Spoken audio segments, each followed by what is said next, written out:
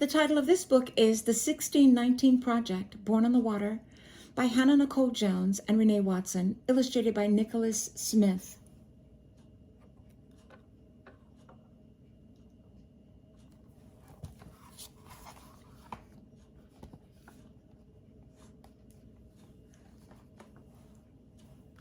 Questions. My teacher gives us an assignment. Who are you, she asks. Trace your roots. Draw a flag that represents your ancestral land. Most of my classmates can count back many generations and learn about the countries where their families came from.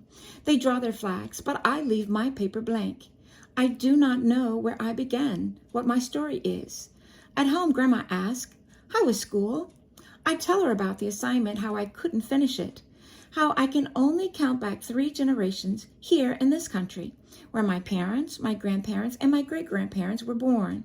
But before that, I do not know. I tell her that I'm ashamed.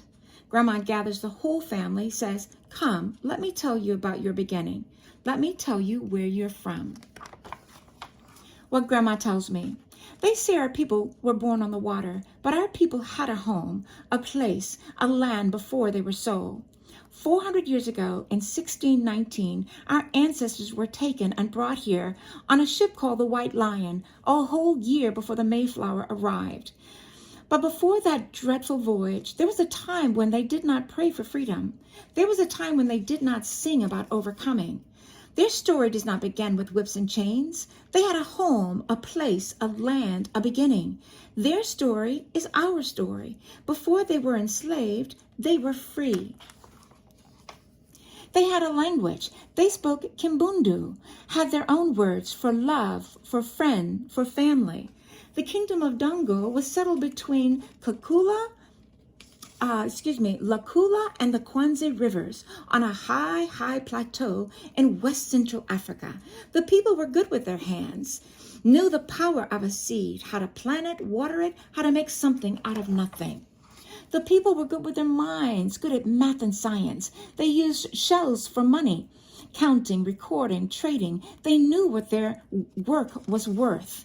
They spoke Kimbundu, had their own words for joy, for growth, for home. Their hands had a knowing. Their hands had a knowing. They knew how to hold a baby close, how to rock the child to keep her from crying. Their hands knew how to mix herbs, how to get the just right flavor for a meal. Their hands knew how to beat and twist and shape iron, how to make gardening tools, armor, and weapons. Their hearts had a knowing. They knew how to make work joyful, how to create rhythm by pounding the tools against metal. They knew how to make music to keep them company as they worked. Their minds had a knowing, worldly, curious, sharp. When they met the white people, they learned quick, taught their tongues to speak Portuguese, taught their eyes to read strange words. They knew how to mix the old with the new, how even the ancient people always had more to learn. And they danced, and the people moved their feet, moved their whole bodies to the melody of horns and stringed instruments, of marimbas and drums. They danced to celebrate, to mourn. They danced as a way of worship, to offer thanks. Their bodies a song under open sky and bright sun. Their bodies a swaying testament to the beauty of creation. Stolen. And the white people took them away, kidnapped them, baptized them in the name of their God, stamped them with new names. Ours is no immigration story. They did not get to pack bags stuffed with cherished things, with a doll Grandma had woven from tall grass, with a baby blanket handed down from generation to generation, all the way back so far that it carried the sin of the ancestors. They could not hug their fathers and mothers, daughters and sons, hearts thumping in rhythm, clinging to that final sweetness before the parting. No promises whispered from mouth to ear of seeing each other soon. Just wails and sobs, confusion, and wrists worn raw from shackles made of iron, feet split and bloody from the 200-mile march along the Kwanzaa River. They had no things, but they had their minds, their old ways, the harvest songs, the just right mix of herbs etched in their memories. They had their bodies, histories and bloodlines, and drums pulsing in their veins. With trembling fingers, they braided seeds into their hair, defiantly hiding tiny pieces of home to plant one day in new soils. No matter what some say, the people fought, and the white people took them anyway, forced them into the bottom of an evil ship to sail to a new world they had no desire to see. Ours is no immigration story.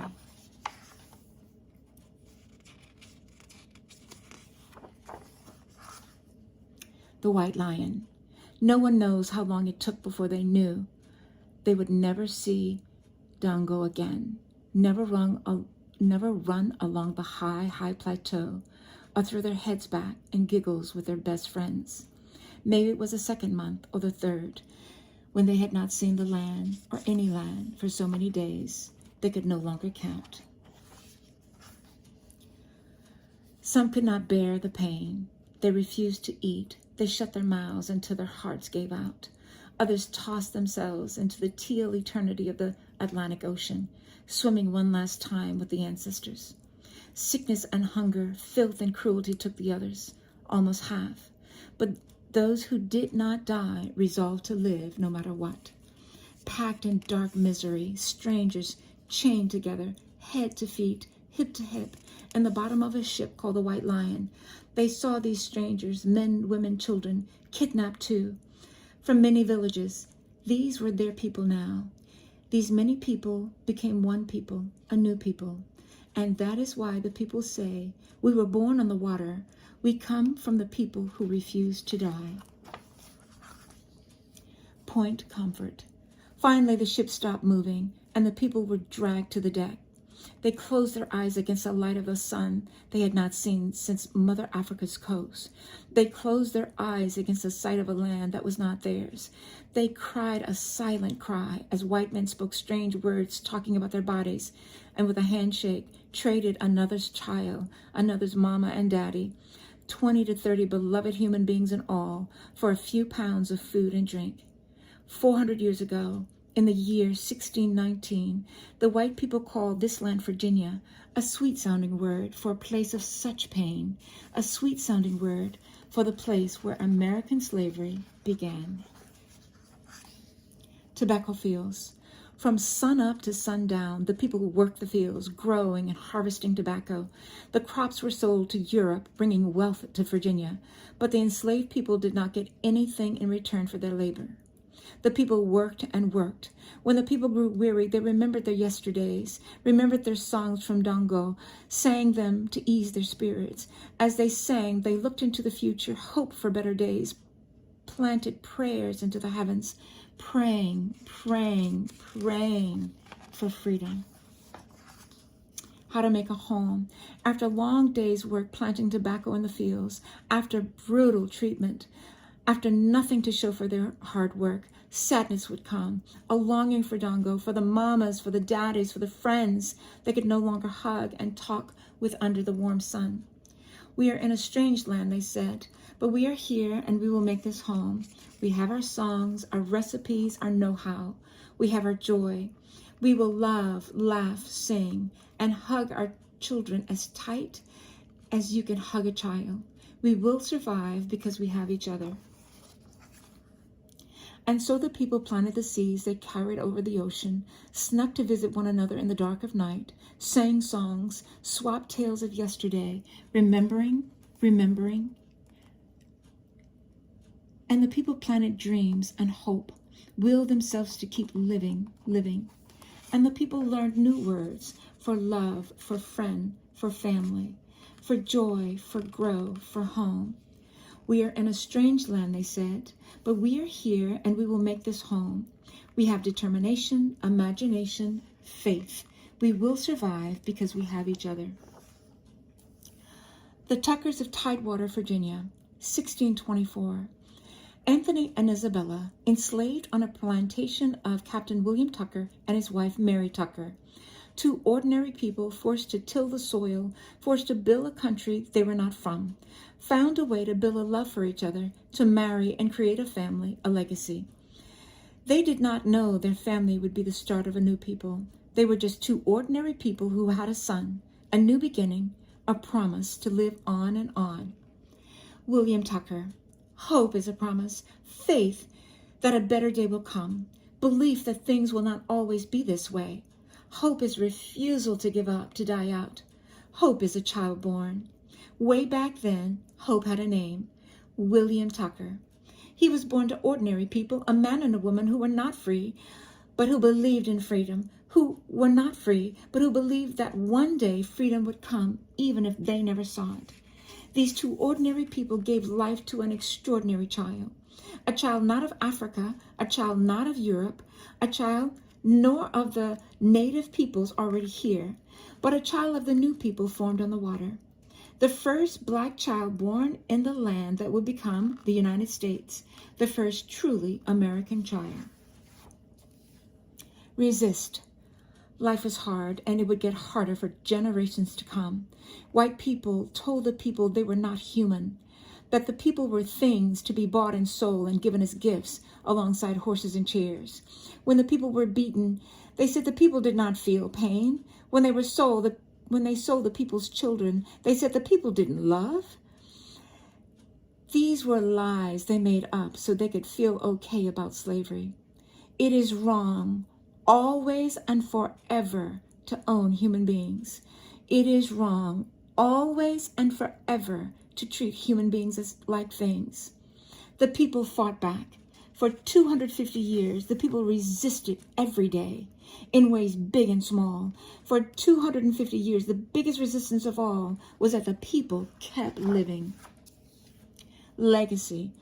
And the people who were born on the water survived, kept living and living. It was illegal to teach enslaved people how to read, but they birthed generations of teachers and librarians, scholars and authors. They were broken-hearted, beaten and bruised, but they became healers, pastors and activists, doctors and counselors. No one could steal the people's joy. They wrote songs, created jazz and hip-hop, rhythm and blues. They became inventors and athletes, nurses and cooks, pilots and architects, farmers and housekeepers, singers and artists, dancers and poets, mathematicians and scientists. They passed on their stories through the stitch of a quilt, shared secret messages through songs. The people survived, the people fought. And because the people survived, and because the people fought, they finally got freedom. And because the people survived, and because the people fought, America has equality in the law. And because the people survived, and because the people fought, America began to live up to its promise of democracy. It is the people who fight for this democracy still. Pride. Grandma looks at me and my brother, tells us this is why we say Black Lives Matter.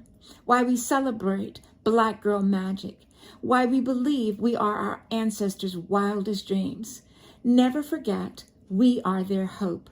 Never forget, you come from a people of great strength, Grandma says. Be proud of our story, your story. The next day, I go to school, pull out my red crayon, my blue and my white. I draw the stars and I draw the stripes of the flag of the country that my ancestors built, that my grandma and grandpa built, and that I helped build too. And I am not ashamed. I know what my story is, where I am from, where I begin. The end.